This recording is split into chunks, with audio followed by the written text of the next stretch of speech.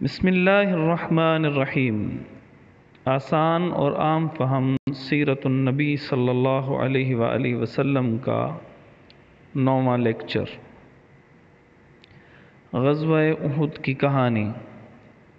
مشرکین مکہ کے ذہن میں غزوہ بدر کی ذلت ختم نہیں ہو رہی تھی۔ وہ لوگ ہر وقت بدلہ لینے کی باتیں کرتے تھے۔ آخر کار انہوں نے فیصلہ کر لیا کہ مدینہ والوں سے بدلہ لے کر ہی ہٹیں گے۔ مشرکین کے جو بڑے بڑے سردار مارے گئے تھے، ان کے رشتہ داروں نے 3000 بندے تیار کر لیے۔ انہوں نے اپنے ساتھ 3000 اونٹ، 200 گھوڑے اور 700 زرہیں لی اور ابو سفیان کو بڑا سردار بنا کر مکہ کی طرف چل پڑے۔ ان کے نکلتے ہی آپ صلی اللہ علیہ وآلہ وسلم کے چچا عباس نے ایک بندے کو مدینہ بھیجا کہ ان سے پہلے پہنچ کر آپ صلی اللہ علیہ وسلم کو ساری بات بتا دو۔ وہ بڑا تیز نکلا۔ وہ 3 دن میں ہی مدینہ پہنچ گیا اور کافروں کی ساری پلاننگ بتا دی۔ یہ خبر سن کر 4 کام کیے گئے۔ نمبر 1، لوگوں نے ہر وقت ہتھیار باندھنے شروع کر دیے تاکہ اگر اچانک حملہ ہو جائے تو انہیں ہتھیار لینے کے لیے گھروں کو نہ جانا پڑے۔ نمبر 2، مدینہ پاک میں داخل ہونے والے راستوں پر پہرے دار مقرر کر دیے گئے۔ نمبر 3، مدینہ کی طرف آنے والے راستوں پر بھی لوگ چکر لگاتے تاکہ مشرکین کے داخل ہونے سے پہلے ہی ان کا پتہ چل جائے۔ نمبر 4، سب سے اہم کام یہ کیا کہ آپ صلی اللہ علیہ وسلم کی حفاظت کے لیے ہر وقت باڈی گارڈ موجود ہوتے تاکہ اچانک کوئی حملہ نہ کر سکے۔ مکے کی ایک عورت کی بدتمیزی۔ مکہ سے مدینہ آتے ہوئے راستے میں ایک جگہ آتی ہے جہاں نبی پاک صلی اللہ علیہ وآلہ وسلم کی والدہ مدفون ہیں۔ جب وہاں پہنچے تو ایک عورت کہنے لگی، نعوذ باللہ من ذالک، ان کی قبر کو اکھاڑ دیں۔ سب نے اسے سمجھایا کہ اگر یہ کسی نے کام کیا تو حالات بہت بگڑ جائیں گے۔ نبی صلی اللہ علیہ وسلم کا خواب۔ آپ صلی اللہ علیہ وسلم نے صحابہ کرام رضی اللہ عنہم کو بلایا اور بتایا کہ میں نے ایک خواب دیکھا ہے جس میں کچھ گائیں ہیں جنہیں ذبح کر دیا گیا۔ میری تلوار کچھ ٹوٹی ہوئی ہے اور ہاتھ ایک محفوظ زرہ میں ہے۔ پھر بتایا کہ گائیں ذبح کرنے سے مراد یہ ہے کہ بعض صحابہ کرام رضی اللہ عنہم کو شہید کر دیا جائے گا۔ تلوار ٹوٹنے سے مراد یہ ہے کہ میرے خاندان کو کوئی قریبی رشتہ دار شہید ہو جائے گا، اور ہاتھ زرہ میں ڈالنے کا مطلب ہے کہ مدینہ میں رہ کر لڑیں گے تو نقصان سے بچ جائیں گے۔ بعض لوگوں نے جب زور و شور سے مشورہ دیا کہ ہم باہر جا کر لڑیں گے تو آپ صلی اللہ علیہ وسلم نے ان کی بات مان لی۔ جب آپ صلی اللہ علیہ وسلم نے باہر جا کر لڑنے کے لیے زرہ پہن لی تو پھر لوگ کہنے لگے چلو اندر ہی لڑتے ہیں، لیکن آپ صلی اللہ علیہ وسلم نے انکار کر دیا، کیونکہ جب بھی نبی ہتھیار پہن لیں تو فیصلہ کن جنگ کے بغیر نہیں اتارتے۔ مسلمانوں کی روانگی۔ 1000 مسلمان 100 زرہوں کے ساتھ چل پڑے۔ بعض بچے بھی ساتھ چل رہے تھے۔ نبی پاک صلی اللہ علیہ وسلم نے بچے واپس بھجوا دیے۔ بچوں کا شوق جہاد۔ ان بچوں میں ایک بچہ بڑا اچھا تیر انداز تھا، اسے اپنے ساتھ لے لیا تو دوسرا بچہ جو اس سے کمزور تھا وہ کہنے لگا میں اسے کشتی میں ہرا سکتا ہوں۔ آپ صلی اللہ علیہ وسلم نے ان دونوں کے درمیان کشتی کروائی تو کمزور والا بچہ جیت گیا، اس طرح وہ بھی ساتھ ہو گیا۔ باب عبداللہ کی فراڈی۔ ابھی نکلے ہی تھے کہ بابا عبداللہ کہنے لگا کہ ہم نے نہیں لڑنا۔ آخر کار وہ 300 بندوں کو لے کر واپس چلا گیا۔ اس طرح مسلمان 700 رہ گئے۔ لڑائی کی تیاریاں۔ دوسری طرف مکہ والے بھی مدینہ پہنچ چکے تھے۔ آپ صلی اللہ علیہ وسلم نے جنگ کے لیے ایسی جگہ چنی جس میں 3 طرف پہاڑی تھی، صرف ایک طرف گراؤنڈ تھا۔ اس طرح صرف ایک طرف کو ہی جنگ کرنا پڑنی تھی۔ مکہ والوں کے سر پر ایک چٹان تھی جسے رما کہا جاتا تھا۔ آپ صلی اللہ علیہ وسلم نے 50 بندوں کو کھڑا کر دیا کہ تم یہیں رہنا اور کسی بھی صورت نیچے نہیں اترنا۔ 7 شوال کو سب لوگ جنگ کے لیے پوری طرح تیار تھے۔ نبی پاک صلی اللہ علیہ وسلم نے اپنی تلوار نکالی اور ایک بندے کو دے دی۔ ان کا نام ابو دجانہ رضی اللہ تعالی عنہ تھا۔ انہوں نے سر پر سرخ رومال باندھ لیا۔ سب کو معلوم تھا کہ یہ جب بھی سرخ رومال باندھ لیں تو اگلے کی خیر نہیں۔ پھر انہوں نے اسی طرح کافروں کے سامنے اکڑ اکڑ کر چلنا شروع کر دیا۔ مسلمانوں کے لیے ایسے اکڑ کر چلنا حرام ہے، اسے تکبر کی چال کہا جاتا ہے۔ اسلام نے صرف دشمنوں کے سامنے اس طرح چلنے کی اجازت دی ہے تاکہ کافروں پر رعب پڑ جائے۔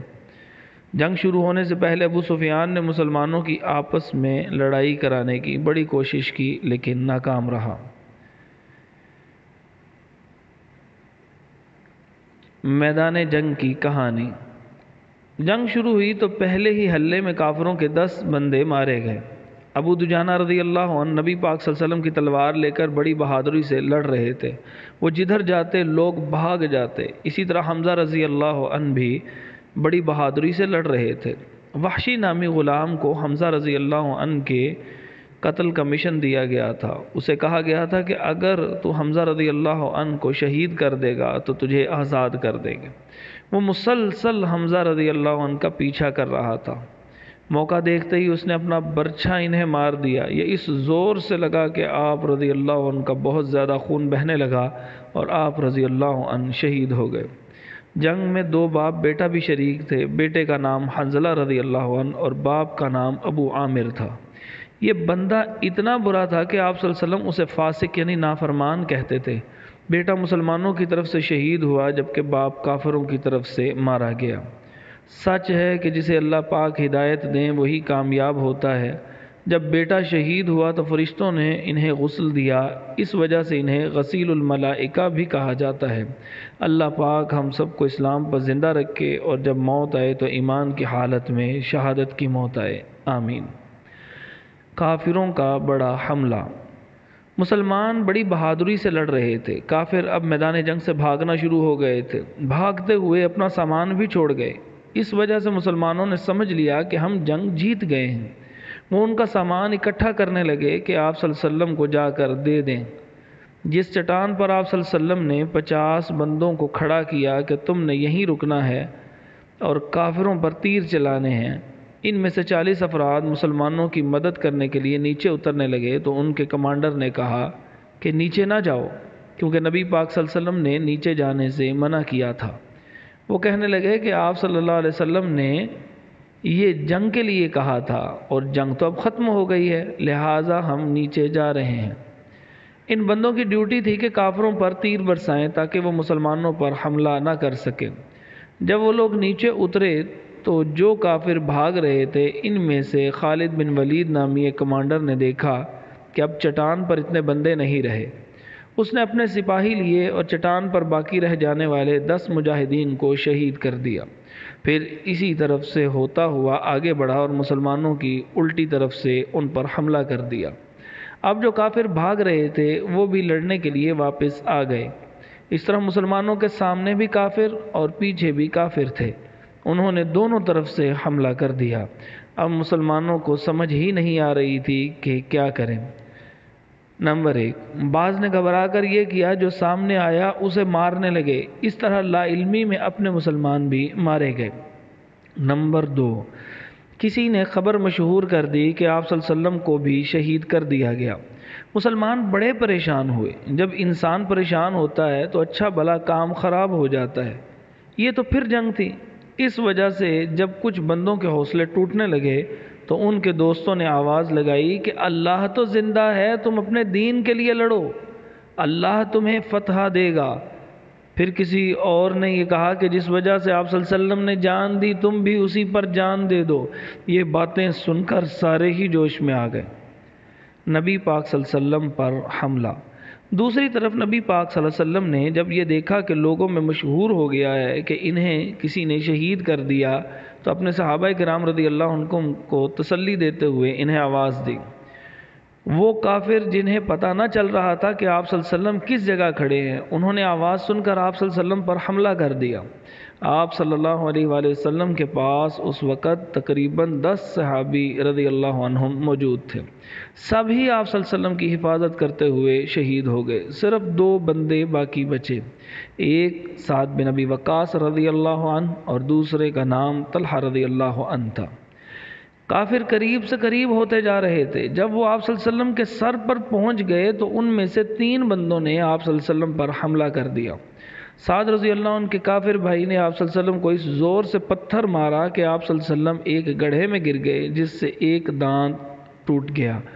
دوسرے کافر نے آپ کی پیشانی زخمی کر دی اور تیسرے نے تو حد ہی کر دی۔ اس تیسرے کا نام عبداللہ بن قمعہ تھا۔ اس نے آپ صلی اللہ علیہ وسلم کو کندھے پر تلوار ماری۔ آپ صلی اللہ علیہ وسلم نے زرہ پہنی ہوئی تھی اس لیے بچ گئے، لیکن تلوار بڑی زور سے لگی تھی، بہت دیر تک درد ہوتی رہی۔ پھر اس نے آنکھ پر تلوار ماری۔ آپ صلی اللہ علیہ وسلم نے سر اور منہ پر لوہے کی ایک ٹوپی پہنی ہوئی تھی۔ آنکھ تو بچ گئی مگر تلوار آنکھ کے نیچے اس زور سے لگی، وہ لوہے کی ٹوپی جسے خود کہتے ہیں اس کی نوک سے آپ صلی اللہ علیہ وسلم کے چہرے میں پھنس گئی اس کی نوک۔ صحابہ کرام رضی اللہ عنہ کو سب سے زیادہ آپ صلی اللہ علیہ وسلم کی فکر تھی، لہٰذا ایک ایک کر کے سب ہی آپ صلی اللہ علیہ وسلم کی طرف بھاگے۔ آپ صلی اللہ علیہ وسلم کے دو قریبی دوست ابو عبیدہ بن جراح اور ابو بکر صدیق رضی اللہ عنہ اڑتے ہوئے پہنچے۔ جب انہوں نے دیکھا کہ آپ صلی اللہ علیہ وسلم کے منہ پر لوہے کی ٹوپی کا نوکیلا کنارہ پھنسا ہوا ہے تو دونوں کی خواہش تھی کہ وہ اسے نکالیں۔ ابو عبیدہ بن جراح رضی اللہ عنہ نے ابو بکر صدیق رضی اللہ عنہ سے درخواست کی کہ یہ کام مجھے کرنے دیں۔ پھر انہوں نے اپنے دانتوں سے زور لگا کر وہ نوک نکال لی۔ وہ تو نکل گئی مگر زور لگانے سے ان کے دو دانت بھی ٹوٹ گئے۔ کافروں نے ایک بار پھر آپ صلی اللہ علیہ وسلم پر زوردار حملہ کیا۔ صحابہ کرام رضی اللہ عنہم آپ صلی اللہ علیہ وسلم کے اوپر ہو گئے تاکہ آپ صلی اللہ علیہ وسلم کو کوئی تیر نہ لگ جائے۔ اس طرح کئی صحابہ کرام رضی اللہ عنہم شہید ہو گئے۔ صحابہ کرام رضی اللہ عنہم کی محبت کے انوکھے انداز۔ سارے صحابہ کرام رضی اللہ عنہم اپنے ماں باپ سے بھی زیادہ آپ صلی اللہ علیہ وسلم سے محبت کرتے تھے۔ جب آپ صلی اللہ علیہ وسلم کسی کو آواز دیتے تو وہ آگے سے کہا کرتے تھے کہ میرے ماں باپ آپ صلی اللہ علیہ وسلم پر قربان ہو جائیں۔ سعد بن ابی وقاص رضی اللہ عنہ جن کے کافر بھائی نے آپ صلی اللہ علیہ وسلم کو پتھر مار کر زخمی کیا تھا، وہ بڑے ہی اچھے تیر انداز تھے۔ آپ صلی اللہ علیہ وسلم انہیں تیر پکڑاتے اور ساتھ ساتھ انہیں کہتے کہ اے سعد میرے ماں باپ آپ پر قربان ہو جائیں، آپ تیر چلائیں، اور یہ تیر چلاتے۔ اندازہ لگائیں کہ نبی پاک صلی اللہ علیہ وسلم سعد رضی اللہ عنہ سے کتنا پیار کرتے تھے۔ اللہ پاک ان پر رحمت فرمائے اور ہمیں بھی نبی پاک صلی اللہ علیہ وسلم کے سارے صحابہ کرام رضی اللہ عنہم سے ایسی ہی محبت کرنے کی توفیق عطا فرمائے، آمین۔ جب کافر بھاگ گئے تو حضرت علی رضی اللہ عنہ پانی لے کر نبی پاک صلی اللہ علیہ وسلم کے پاس آئے تاکہ آپ صلی اللہ علیہ وسلم اس سے اپنا خوبصورت چہرہ دھو لیں، کیونکہ آپ صلی اللہ علیہ وسلم کے چہرہ انور سے بہت زیادہ خون نکل رہا تھا۔ فاطمہ رضی اللہ عنہا نے آپ صلی اللہ علیہ وآلہ وسلم کا چہرہ دھویا۔ ابو سفیان کا چیلنج۔ کافروں کا سردار جو اس وقت ابو سفیان تھا دور کھڑا تھا۔ اس نے آواز لگائی کہ کیا محمد صلی اللہ علیہ وسلم شہید ہو گئے ہیں یا نہیں؟ کسی نے کوئی جواب نہ دیا تو پھر اس نے ابو بکر اور عمر رضی اللہ عنہ کے بارے میں پوچھا۔ پہلے تو کسی نے جواب نہ دیا مگر پھر عمر رضی اللہ عنہ نے غصے سے کہا کہ سب ہی موجود ہیں۔ مکہ میں جو بڑے بڑے تھے ان میں دو مشہور بتوں کے نام حبل اور عزا تھے، لوگ ان کی پوجا کیا کرتے تھے۔ ابو سفیان نے نعرہ لگایا حبل بلند ہو۔ آپ صلی اللہ علیہ وسلم نے فرمایا کہ کہو اللہ ہی سب سے بلند اور برتر ہے۔ ابو سفیان نے پھر نعرہ لگایا کہ ہمارے لیے عزا ہے اور تمہارے لیے عزا نہیں۔ یہ تو بہت بڑی بے وقوفی کی بات تھی، کیونکہ جس کا اللہ ہو اسے بتوں کی کیا ضرورت۔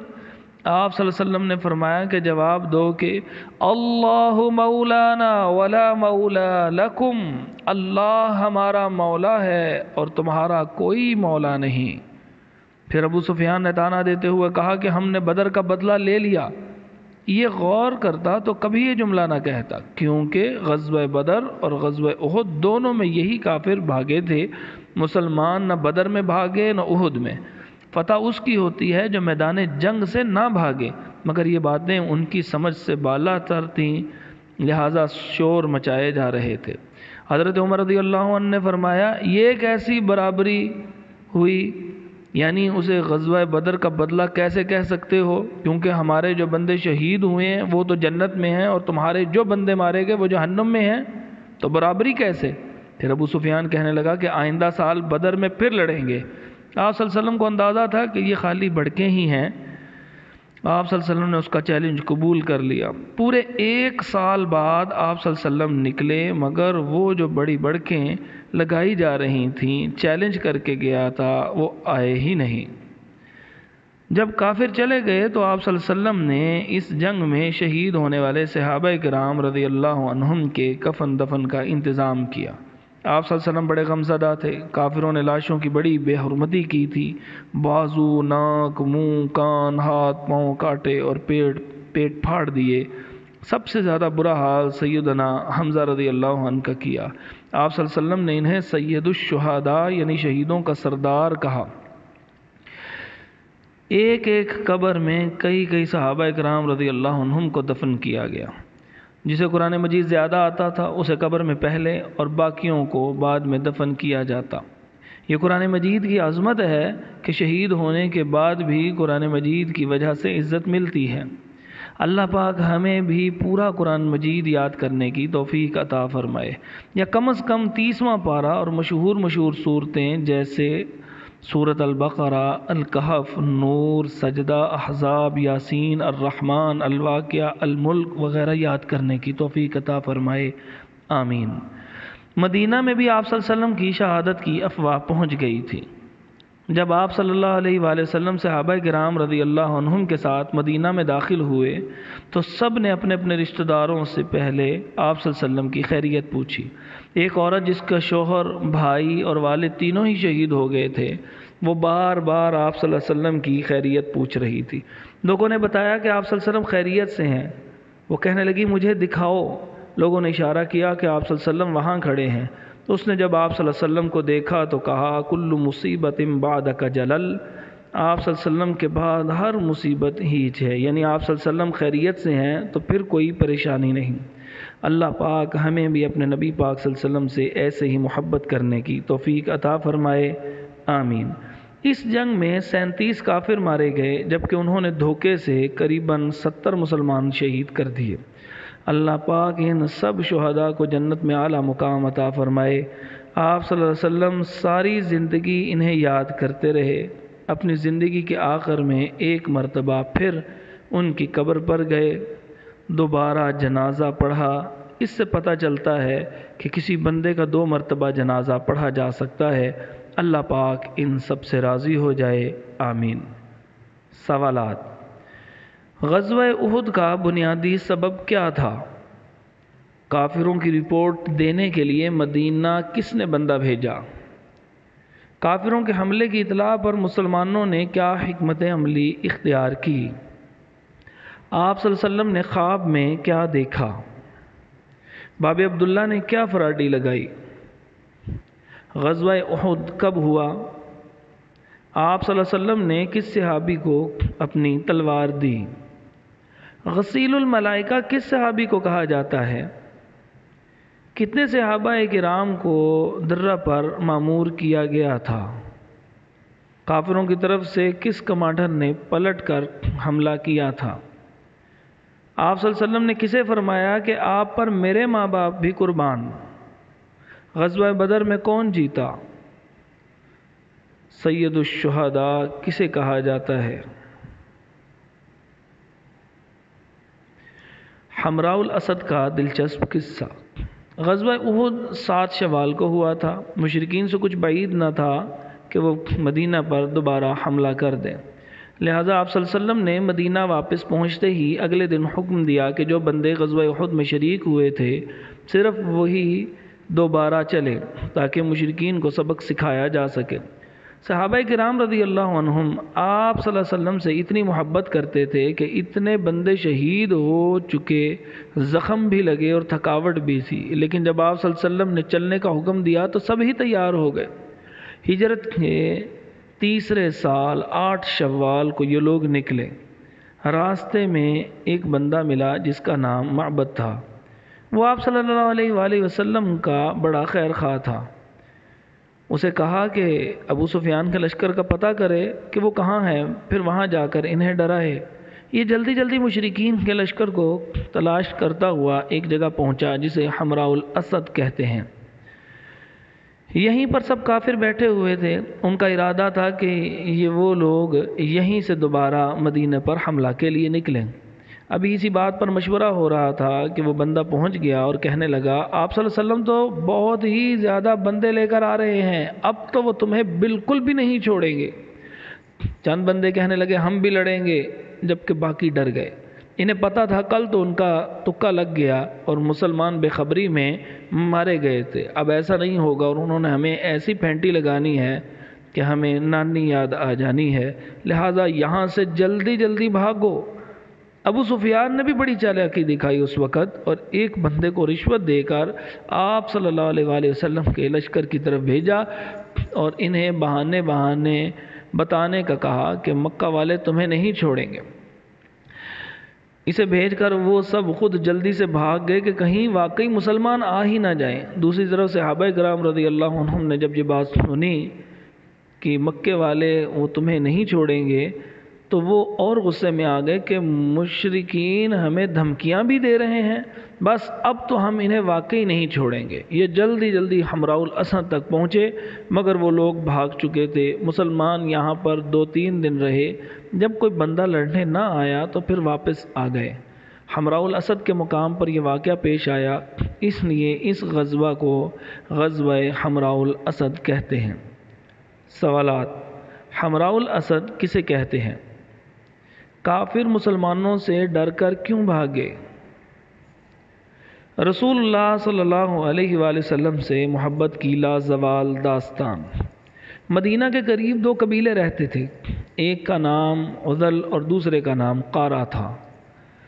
ہجرت کے 4تھے سال سفر کے مہینے میں یہ نبی پاک صلی اللہ علیہ وسلم کے پاس آئے اور کہنے لگے کہ ہمارے علاقے میں اسلام کے متعلق کچھ باتیں پہنچی ہیں، آپ صلی اللہ علیہ وسلم ہمارے ساتھ کچھ افراد بھیج دیں جو ہماری قوم کو اسلام کے بارے بتائیں۔ آپ صلی اللہ علیہ وسلم نے ان کے ساتھ 10 صحابہ کرام رضی اللہ عنہم کو بھیج دیا۔ ان کے دل میں پہلے ہی چور تھا۔ انہیں راستے میں ایک اور قبیلے والوں نے مسلمانوں پر حملہ کر دیا۔ وہ 100 افراد تھے اور مسلمان صرف 10۔ لڑائی میں 8 مسلمان شہید ہو گئے اور باقی 2 کو وہ پکڑ کر لے گئے اور مکہ میں بیچ دیا۔ مکے والوں کو تو پہلے ہی بدر کی لڑائی میں ہونے والی اپنی ذلت کو بھلایا نہیں جا رہا تھا، انہوں نے دونوں کو خرید لیا اور پھر دونوں کو شہید کر دیا۔ صحابی رسول صلی اللہ علیہ وسلم کی اپنے نبی صلی اللہ علیہ وسلم سے محبت کی سچی کہانی۔ ان میں سے ایک صحابی جن کا نام حضرت خبیب رضی اللہ عنہ تھا، ان کی شہادت کا واقعہ بڑا ایمان افروز ہے۔ ہوا کچھ یوں کہ جب انہیں قید کر کے مکہ لایا گیا تو انہیں حرم سے باہر ایک جگہ ہے جسے تنعیم کہتے ہیں، آج اس جگہ مسجد عائشہ رضی اللہ عنہا ہے، وہاں لے جا کر سولی پر چڑھانے لگے تو انہوں نے کہا پہلے مجھے 2 رکعت پڑھنے دو۔ جب انہوں نے 2 نفل پڑھ لیے تو کہنے لگے میں نے اس لیے لمبی نماز نہیں پڑھی کہیں تم یہ نہ کہو کہ ڈر کے مارے نماز لمبی پڑھ رہا ہے۔ پھر ان کفار پر بد دعا کی کہ اے اللہ ان کو گن لے اور بکھیر کر مارنا اور کسی ایک کو بھی نہ چھوڑنا۔ ابو سفیان کہنے لگا کیا تم پسند کرتے ہو کہ تم اپنے گھر بیٹھے ہوتے اور تمہاری جگہ حضرت محمد صلی اللہ علیہ وسلم یہاں سولی پر چڑھے ہوتے؟ اس پر انہوں نے محبت رسول صلی اللہ علیہ وسلم سے لبریز تاریخ ساز جملے بولے جنہیں سونے کے پانی سے لکھا جانا چاہیے۔ فرمانے لگے اللہ کی قسم مجھے تو یہ بھی گوارا نہیں کہ میں اپنے اہل و عیال میں رہوں اور حضرت محمد صلی اللہ علیہ وسلم کو جہاں آپ صلی اللہ علیہ وسلم ہیں وہیں رہتے ہوئے کانٹا بھی چبھ جائے اور وہ آپ صلی اللہ علیہ وسلم کو تکلیف دے۔ اس کے بعد انہوں نے حضرت خبیب رضی اللہ عنہ کو شہید کر دیا۔ اللہ اکبر۔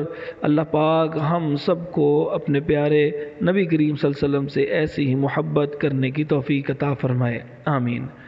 عذل اور قارہ کون تھے؟ آپ صلی اللہ علیہ وسلم نے ان کے ساتھ کتنے صحابہ کرام رضی اللہ عنہم کو بھیجا؟ خبیب رضی اللہ عنہ نے شہادت سے پہلے ابو سفیان کو کیا کہا تھا؟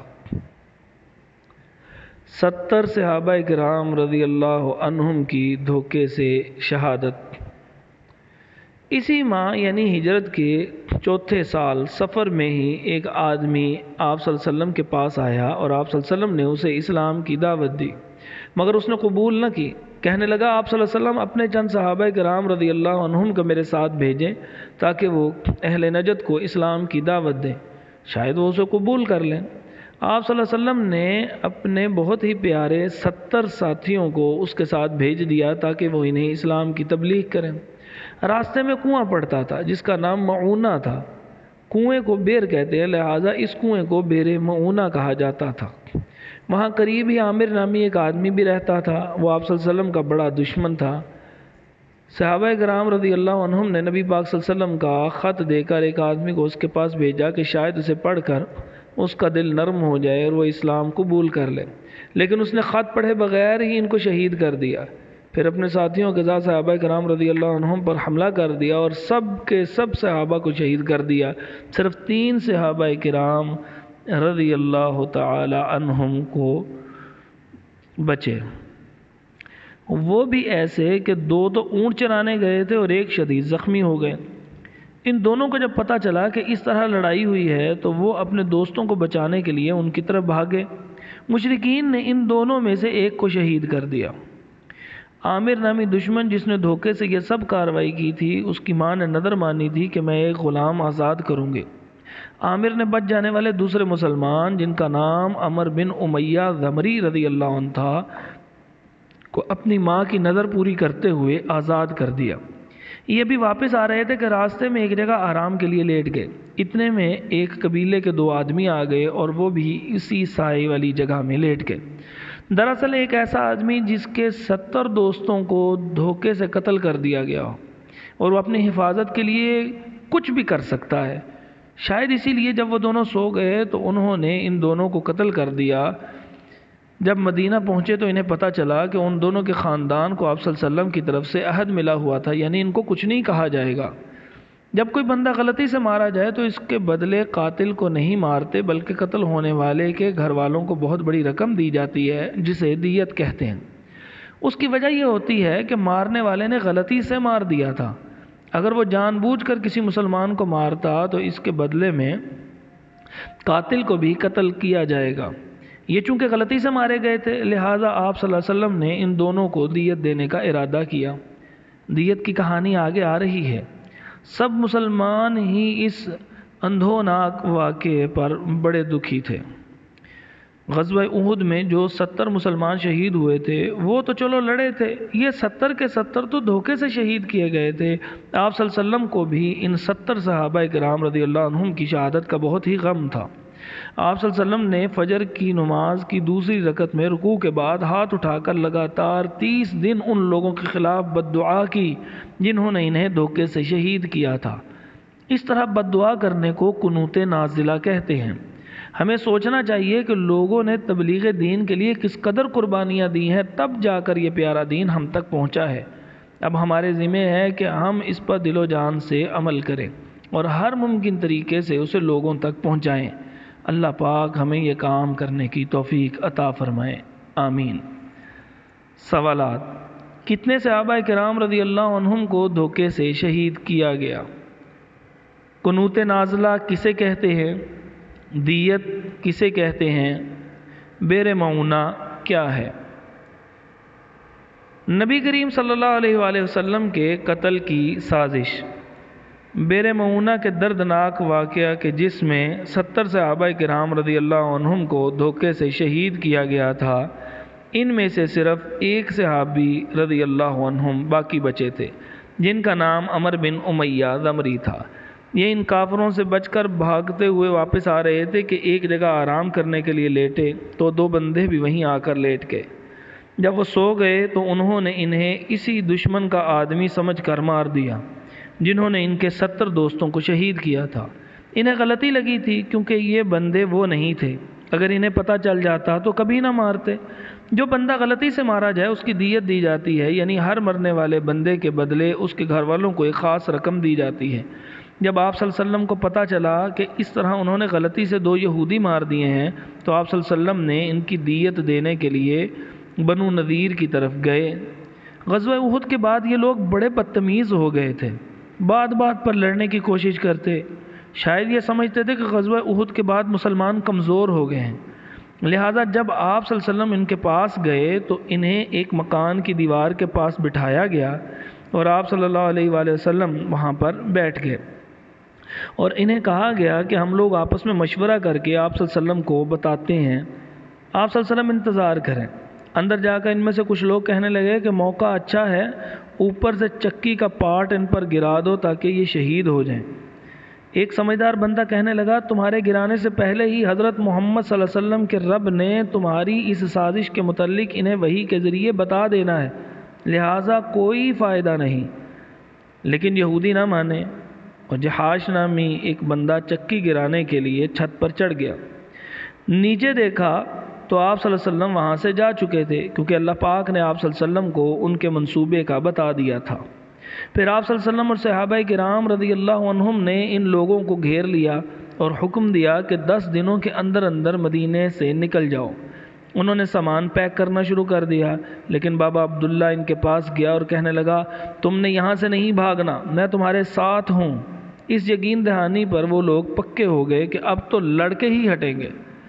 ان کی بستی کے پاس درخت تھے، وہ لوگ ان کے پیچھے چھپ چھپ کر تیر چلاتے۔ آپ صلی اللہ علیہ وسلم نے حکم دیا کہ یہ درخت کاٹ کر جلا دیں۔ جب باب عبداللہ نے آپ صلی اللہ علیہ وسلم کو غصے میں دیکھا تو چپ کر کے بیٹھ گیا اور یہودیوں کی کوئی مدد نہ کی۔ ویسے بھی وہ ڈرپوک آدمی تھا، جنگ سے اس کی جان جاتی تھی، اور اب یہودی پھنس چکے تھے۔ 15 دن بعد انہوں نے کہا کہ وہ خود ہی چلے جاتے ہیں۔ آپ صلی اللہ علیہ وسلم نے انہیں اجازت دے دی، لیکن اسلحہ لے جانے نہیں دیا، کیونکہ اگر وہ اسلحہ لے جاتے تو ہو سکتا ہے کہ دوبارہ لڑنے آ جاتے۔ یوں یہودیوں کا دوسرا بڑا قبیلہ بھی مدینے سے بھاگ گیا۔ اللہ تعالی ہم سب کو یہودیوں کی سازشوں سے بچائے، آمین۔ سوالات: عمر بن امیہ ضمری کون تھے؟ انہوں نے غلطی سے یہودیوں کو کیوں مارا تھا؟ یہودی قبیلے نذیر کے خلاف جنگ کیوں کی گئی؟ محاصرہ کتنے دن جاری رہا؟ انہیں اسلحہ کیوں نہیں لے جانے دیا گیا؟